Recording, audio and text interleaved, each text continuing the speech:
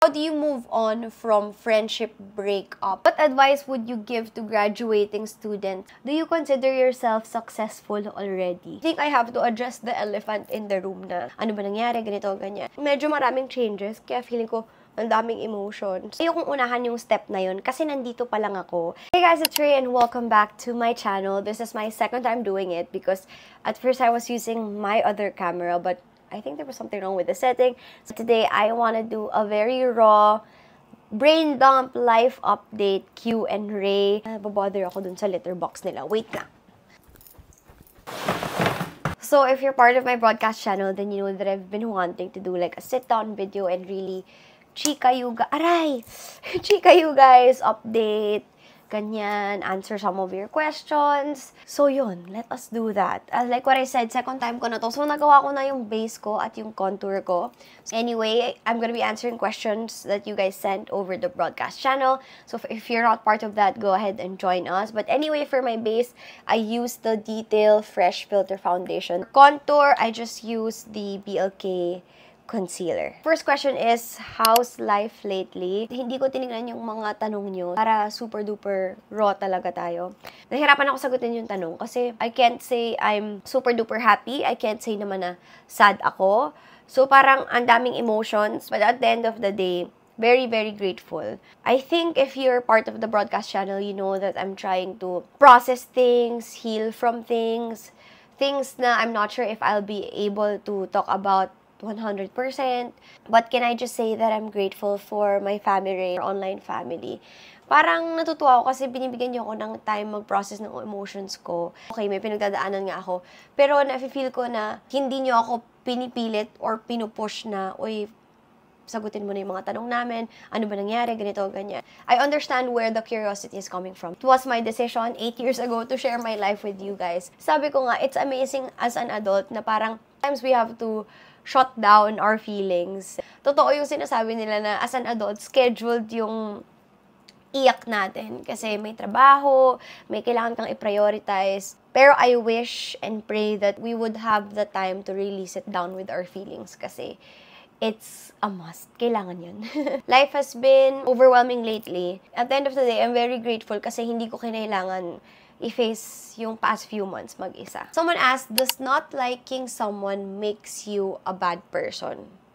I don't think so. Because we are not everybody's cup of tea. So, the same thing na parang not everybody makaka-click natin would instantly click with some people. Some people parang hindi lang talaga kayo vibe, di lang kayo match. And that's totally fine. But having ill intentions and ill thoughts about that person, that's when it becomes bad. If you start having ill intentions, then maybe you have to look into why you don't really like this person. Kasi baka may something deeper. By the way, I'm gonna be linking all of the products I use down below. Pag malapit na yung birthday ko, ibig sabihin, Lazada 99 sale na. So, it is happening from September 8 until September 12. So, yes, hagip yung birthday ko. Make sure you take advantage of their free shipping. You guys can get up to 1,500 off Lazada vouchers. Ito yung regret namin ni Mika. Na-realize namin, dapat 9-9 pa lang nagka-start na tayo with our Christmas shopping para hindi siya mabigat na pagdating ng Pasko, sabay-sabay lahat. Ang ganda talaga nito. I think this is one of the best brow, parang laminator from Lovely. How do I move forward when the people I grew up with leave me behind? I think this is connected to another question. How do you move on from friendship breakups more than a decade? This is super duper hard. I think friends are like the siblings we choose. Na nag-last siya ng more than a decade, it means na you have probably shared so many milestones together. So I know exactly how it feels na parang paano, 'di ba? Paano? Kapag mga breakup ng mga jowa, may closure, may specific na reason bakit kayo nag-break. Pero in friendships, sometimes you don't get to have that closure. Sometimes it's just simply time and space. Sometimes you don't even know why it happened in the first place. Sobrang bigat nun. Lalo na if you treasured these people. So, how do you move forward? For the first time ever, yun yung sagot ko sa inyo, hindi ko alam. Pag hindi ko alam yung sagot sa mga questions nyo, I would turn off the camera. Really sit down. Or minsan tatawagan ko pa yung mga friends ko, uy, meron akong isang follower, ito yung tanong, what do you think? Tapos mag-brainstorm kami. Tapos babalik ako on cam. I would admit, hindi ko alam pa. I think I have to address the elephant in the room na hindi ata nakakatulong na meron ako today, ha? Mahirap yung friendship breakup kasi for sure, walang masamang tao. That's why you're friends in the first place, diba? I mean, hindi naman maglalast yung friendship kung hindi nyo binalue yung isa't isa or like, hindi kayo nag-matter sa isa't isa. I don't think I know and I have a definite answer to that just yet. Siguro time. Okay, next question tayo, no? Bakit ganun? Alam niyo yung brows ko in person, dark na siya. Pero if I move back, parang nawawala siya. I think it's really the light. Best tip or advice on how to deal with life despite the highs and the lows. I think what makes life really precious is the one you live it with. Diba? The highs and the lows, the good and the bad. Yun yung sabi ko kanina na parang despite everything that's happening in my life, personal, career, sa lahat ng aspect ng buhay ko, what I'm grateful for is that I don't have to deal with it alone. Those people will come in the most unexpected way. Di natin siya kailangang ipilit. And while you are staying true to yourself, I am telling you, will attract the right people for you. And take it one day at a time. Really, I'm very guilty of this kasi overthinker ako, overplanner ako. I want things to go my way. So sometimes I overplan my life. Anong gagawin ko bukas, ganito, ganyan, ganyan.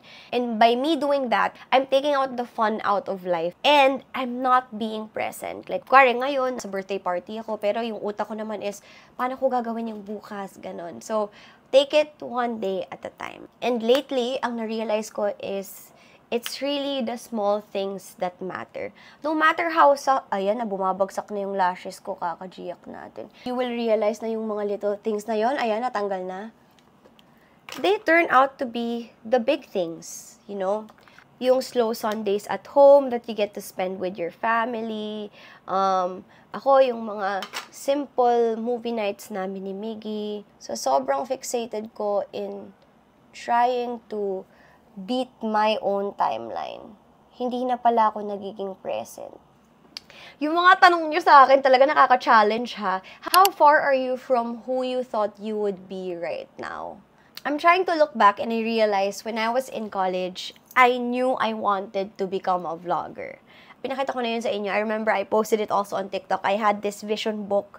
I wanted to be a performer. I wanted to be a director. I wanted to be a producer of big events. I like public speaking. Hindi man yun binigay sa akin exactly kung ano yung na-envision ko.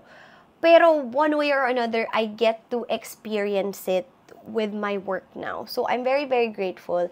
And I think that reminds me that sometimes we pray and wish for things and hindi natin na-recognize na binigay siya sa atin but in different form.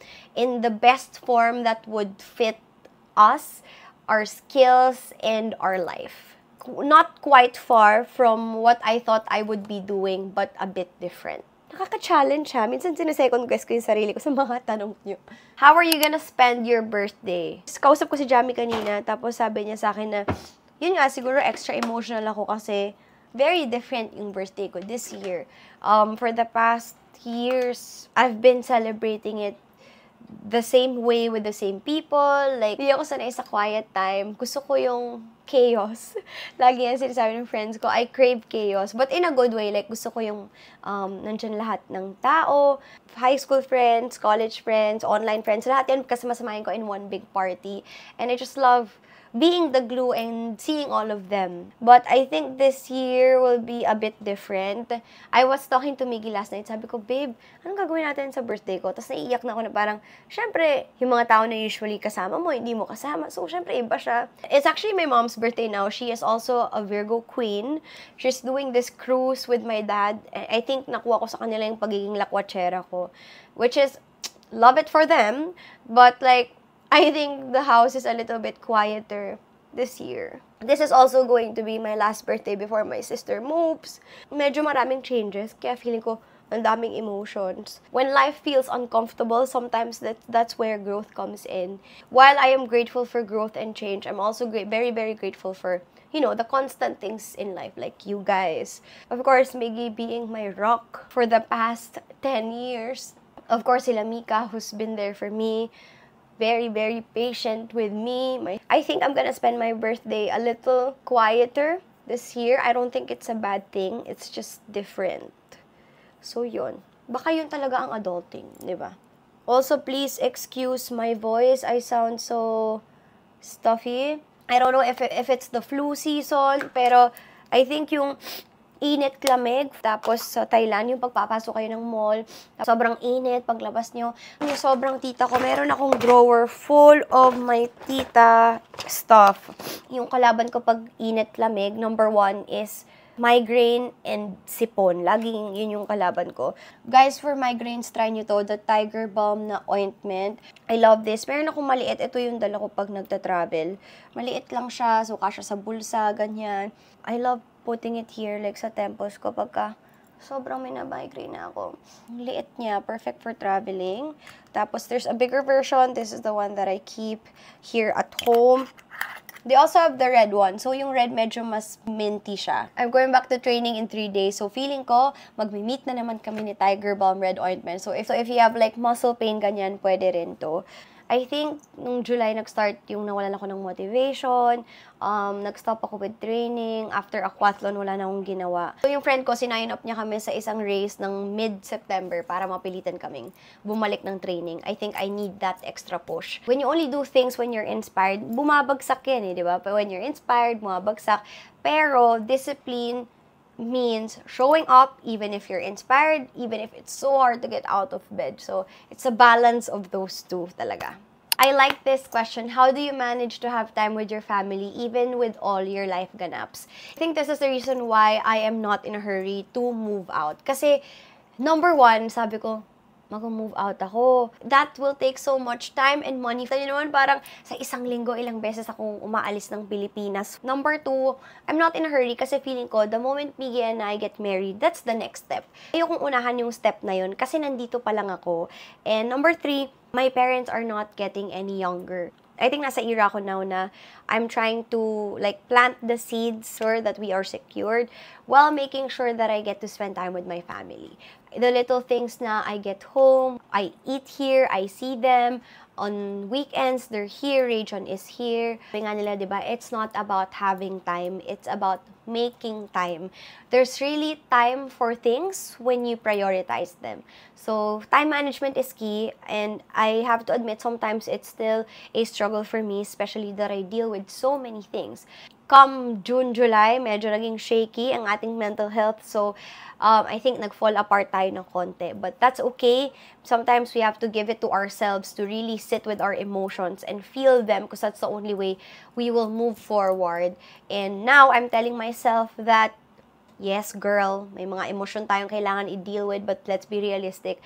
We still have some work to do. Di natin pwede makalimutan yung health natin. So, sabi ko sa sarili ko, this September, babalik na po ako sa mga dapat kong balikan. If you feel anxious, malapit ka na sa 30s life, kasi I do. Ayan, na-age reveal tayo. But yeah, I'm turning 28 this year, so in 2 years, I'll be entering the 30s.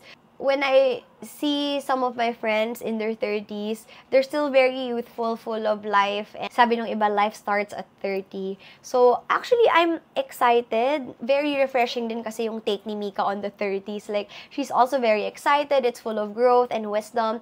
I still feel anxious sometimes kasi, I don't know, especially with societies, parang expectation na parang dapat pag 30 ka, may asawa ka na, may anak ka na, may sarili ka ng bahay. A part of my life, I live in front of the camera. And just because people watch, some of them, they feel like they have the right to comment on how I should live it. So before, parang it gets into my head na, o nga no, bakit hindi pa ako ganito? O nga no, dapat ganito, dapat ganyan. But then I realized, this is my life. I would know when it's the right time for me. Maiba naman tayo. How do you plan your travels with friends, finances, itinerary? Okay, this is interesting kasi I've been traveling a lot with my friends. Don't have a strict itinerary, but I like asking them for their non-nego. So, for example, syempre, ang dami-dami namin, 'di ba? Last time we went to Hong Kong, 11 kami. Gusto ko na lahat sila may non-negos. Like for example, ako, non-nego ko, pupunta tayo ng Ocean Park. Isa naman, non-nego, kailangan makapunta siya sa ganito. Yung isa naman, gusto mag-museum. So, we will try our best to squeeze in our non-negos para mapagbigyan namin yung isa't isa. Planning ahead is key. Everything is way cheaper if you plan in advance. For me and my friends, we like booking everything that we can book bago pa kami umalis. Lahat ng tours, tickets na pwede namin makuha sa Klook, ibubook na namin in advance. So, sobrang daming travel with friends na gawa na namin ng lahat ng trial and error. And I think what works best for us is to have a common fund for food and transpo. The beginning of the trip, everybody will transfer 5K to me. Tapos ako na lang yung magbabayad ng lahat ng pagkain during the trip. And last, oh my God, this is a must. Please download Splitwise. It's an app na dun yung lahat ng gastos nyo. Malalagay nyo kung sino yung nagbayad and kanino is split. Equally split ba to? Mas marami bang in-order to? Lahat yan malalagay nyo dun. So, ang daling mag-track ng expenses. What advice would you give to graduating students like me? Be open to everything. Open your doors. Kung Windows, kailangan buksan natin yan. Because me, I graduated as a com art student. And a lot of my batchmates, nakita ko sila in different fields already. Na parang, sometimes super lapit sa course namin, yung iba naman hindi. Alam mo yun, be open to all the experiences. Kasi minsan, hindi mo alam na parang, once matry mo yung isang bagay, yun pala yung something na may enjoy mo. Nahihirapan ako sagutin itong tanong na to kasi I never really had a corporate experience. The closest thing I had to like a corporate experience is when I interned for preview before. But what I learned from my friends and my cousins na corporate is, okay lang mag-jump ka from one work to another. As long as, dapat, bawat jump mo, meron kang something valuable na nakuha from work A na madadala mo sa work B.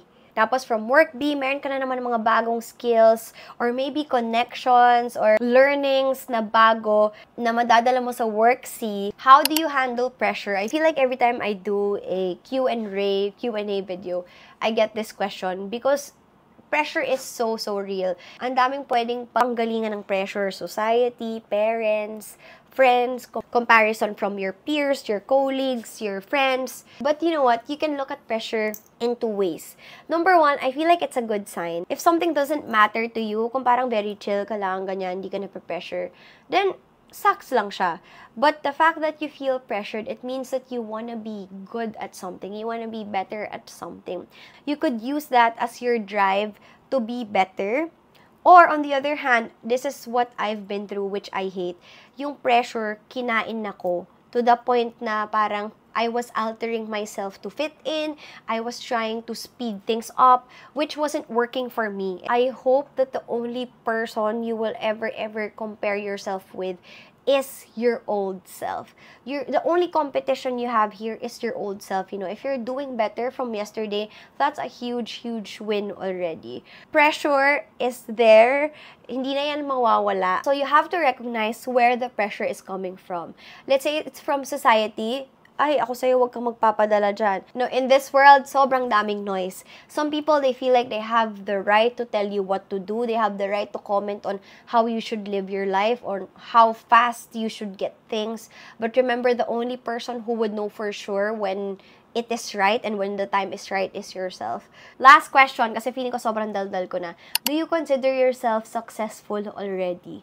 This is so hard to answer because success could be defined differently by everybody. I think it was a few months back when I said, okay, I did it. Naka-live ako noon and then people started commenting na parang, I started watching you. I was a student, now I'm a registered nurse. I started watching you. I was still in college. Now I have my own family. Looking back, I never thought I would be able to connect to my viewers in this way.